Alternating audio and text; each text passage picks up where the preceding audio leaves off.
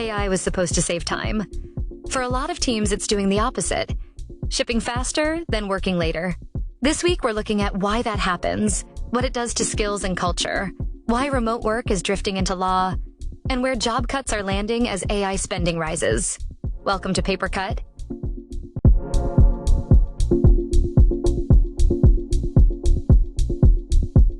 Scientific American's reporting captures the modern problem nicely.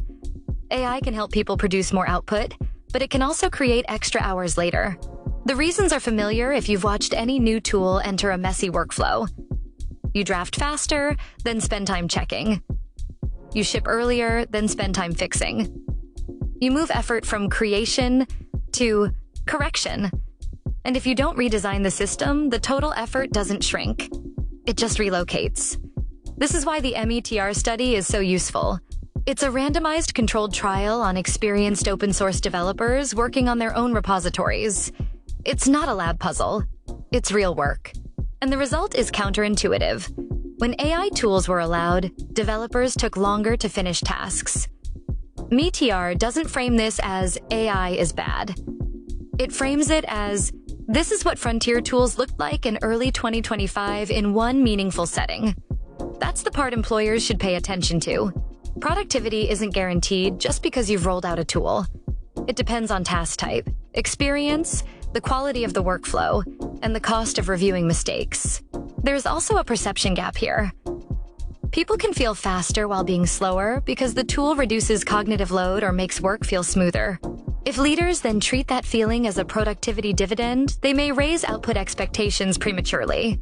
That's how you end up with longer days, not because employees are inefficient, but because the system keeps shifting the baseline. Employer branding lives inside that reality. Candidates aren't asking whether you have AI tools. They're asking what it does to the work. Does it reduce the boring parts? Or does it add a second job where you check a machine's homework? When productivity gains aren't obvious, organizations look for other forms of proof. That's where learning and development gets pulled into the spotlight. HCA's piece on skills decay and proof of impact captures the new mood. L&D can't just run programs and hope the story lands. It has to show what changed, what skills improved, what performance moved, what capability became durable rather than temporary. This is also where AI skills get misunderstood. It's not simply learning prompts. It's knowing when to use AI, how to check it, and how to build judgment into the workflow. The human work doesn't disappear. It shifts. Then there's a deeper organizational risk. The conversation's value drift framing is a helpful way to talk about what happens when AI accelerates certain outputs and sidelines others. Over time, organizations can start rewarding speed over judgment, output over quality, and visibility over real impact, without consciously choosing those values. That's not just a leadership issue. It becomes an employer brand issue because it shapes who succeeds, who burns out, and who leaves. The culture conversation is getting sharper and less forgiving. Entrepreneur's piece argues that smart leaders are moving away from hustle culture. Fast Company takes a different angle, describing discomfort as a pivot moment, a point where people either adjust deliberately or slide into reactive habits.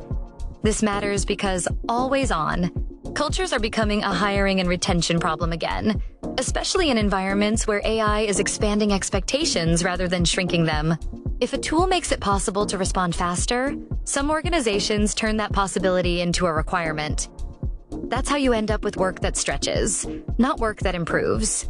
Employer brand isn't built by saying you care about well-being. It's built by whether a manager expects an email response on a weekend, whether meetings crowd out focus, and whether escalation is used responsibly. Flexibility is moving out of the realm of vibes and into the realm of process.